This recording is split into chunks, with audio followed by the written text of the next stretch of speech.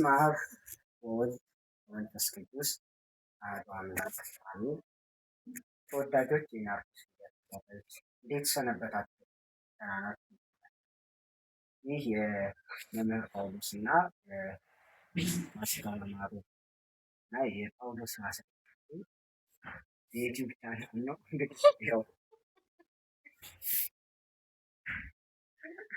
እሷ የሳቅ ምንጭ በቃ አንድ እንደሳቀች ነው እና አንድ የሆነ ነገር ልስራ ምን ትስቃለች? ማሽቃ በእውነት ሰላምታዋ ራሱ በሳቅ ነው። ስቂው ፋሲካ ያው መሳቅ ነው መሳቅ እና ወግ እንጀምራለን። እዚህ በኋላ የማያቋርጥ ወግ እና እሷ ሳቅ እኔ ወሬ ያቀርባለሁ። ፕላስ ሳቅና ወሬ እኩል ይሆናል እና ያው ቡና እየጠጣን የምናወራው ወግ ነው። ግን እንደው ጥቂት ነገር ቁም ነገር እንበላለን። እውነቴን ነው። ዛሬ እንግዲህ የገናናው መልአክ የመጋቤ ሐዲስ መልአኩ የቅዱስ ገብርኤል ዓመታዊ መታሰቢያ ክብረ በዓል ነው። ሊቃነ መላእክት እኛ የሚላኩ እኛን የሚያገለግሉ የሰው ልጅ በተቸገረ ሰዓት፣ በተጨነቀ ሰዓት፣ በጠበበው ሰዓት፣ ባዘነ ሰዓት፣ ባለቀሰ ሰዓት መጥተው የሚያረጋጉ ያጣ እንደሚያገኝ የሚነግሩ ልጅ ያጣ ልጅ እንደሚያገኝ በመጽሐፈ ሳሙኤል እንደምንመለከተው ሐና እነ ሳሙኤልን መጥቶ ያረጋጋ፣ እነ ዘካርያስ ኤልሳቤጥ መጥምቀ መለኮት ቅዱስ ዮሐንስን ያገኙበት በመላእክት ድምፁን የሰሙት እና ደስታ ማሰማት የመላእክት እና አብሳሪው መልአክ ተብሎ ይነገርለታል። አን መልአኩ ቅዱስ ገብርኤል በጣም በዓለማችን ላይ ብዙ ሰዎች አዝነው ተቸግረው ምናምን ያውቃሉ። ይኸው መቼስ አይደለ አንዱ እንዳዘነ፣ አንዱ እንዳለቀሰ፣ አንዱ እንደመጣ ደግሞ ንበው ታብሶ ተቀይሮ ታይፋላችሁ። ዓለም ማንም ሰው እንዳለቀሰ የሚሄድበት አጋጣሚም አይደለም። የሚገርም ደግሞ ዝም ብሎ ደግሞ አንድ ደስ እንዳለ እንደተፍለቀለቀ ኖሮ እንደተፍለቀለቀ የሚሄድ ሰው የለም።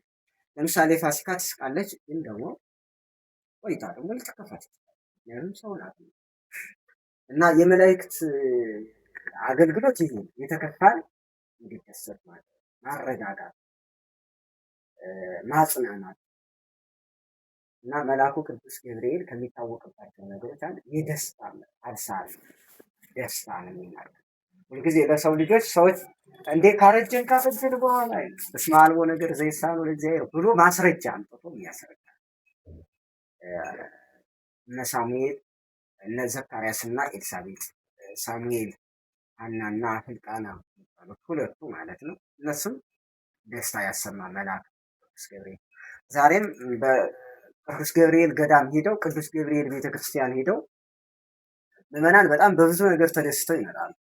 ወዳጆች እንደሚታወቀው ጸሎት አድርሰው በጣም ቸግሯቸው ተጨንቀው መልአኩ ቅዱስ ገብርኤል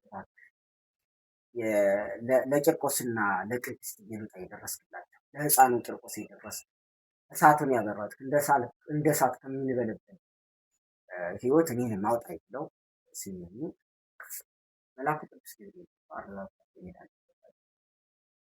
እና የመላእክት አንደኛው ስራቸው ሰውን ማስደሰት፣ ሰውን ማለት ሌላኛው የለመነውን ልመና ወደ ሰማይ መውሰድ፣ የሰማይ ደግሞ ወደ ታች እና ያዕቆብ ያያት መሰላል መላእክት ሲወጡባት ሲወርዱባት ለምን ይወጣሉ ይወርዳሉ? የሰውን ጸሎት ለማሳረግ ከላይ ወደ ታች ከታች ማገናኘት መሰላል ድልድዮች ናቸው።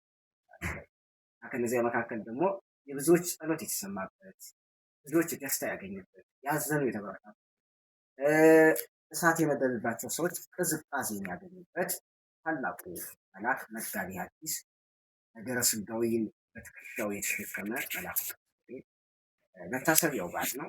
ጥቂት ነገር ፋሲካ መጠይቃትና በሳቅ ከመለሰችው መልሱን በሳቅ ይመልሳል። አይ ታብራራለሁ ካለች ታብራራለች። ወደ እናንተ ተደራሽ እናደርገዋለን።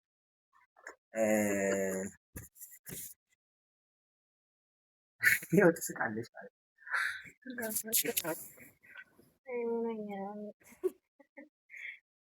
እንኳን አደረሰሽ፣ እንኳን አደረሰሽ። ያው አሁን አያዩሽም፣ ግን እንዲያዩሽ አደርጋለሁ። አዎ አረን ነገር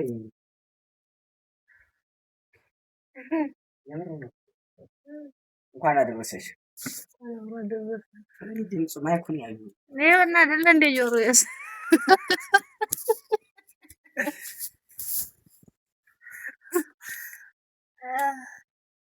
እሺ ሐምሌ 19 መልአኩ ቅዱስ ገብርኤል ምን ያደረገ? የመልአኩ ቅዱስ ገብርኤል ወዳጅም ነሽ። እንግዲህ ታዲያ መልአኩ ገብርኤል ቤተክርስቲያን ስትመላለሽ የኖርሽው በጣም